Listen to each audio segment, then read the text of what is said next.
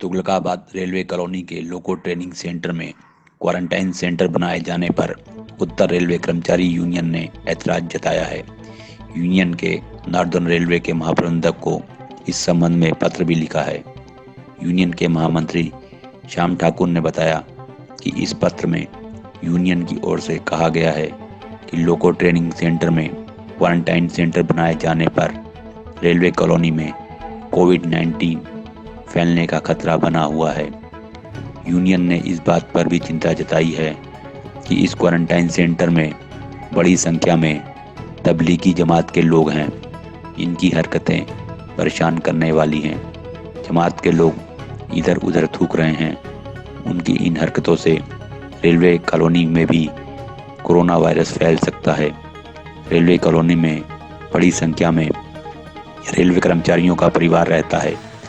इन railway कर्मचारियों में loco pilot, guard, technical staff, station master, operating staff, pointsman, SNT staff वगैरह के परिवार के सदस्य शामिल हैं।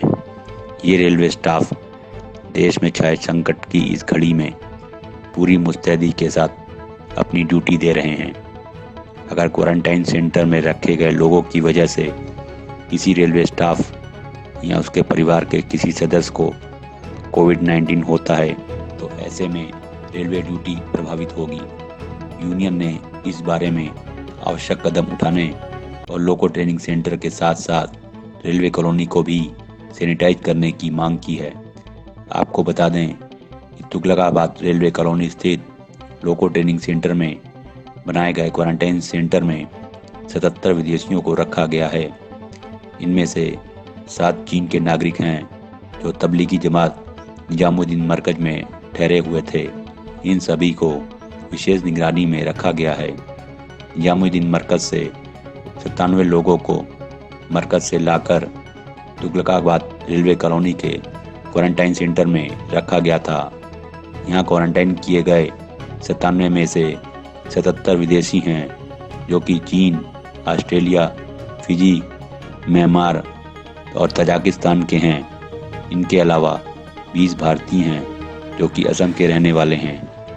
ये लोग अपने मनपसंद खाने की डिमांड कर रहे हैं और मनपसंद खाना नहीं देने पर डॉक्टरों के साथ बदसलूकी कर रहे हैं। वे कभी उन पर थूकते हैं और कभी गाली देते हैं। तुगलकाबाद रेलवे कॉलोनी में रहने वाले लोग उनकी इन हरकतों की वजह से दहशत में हैं।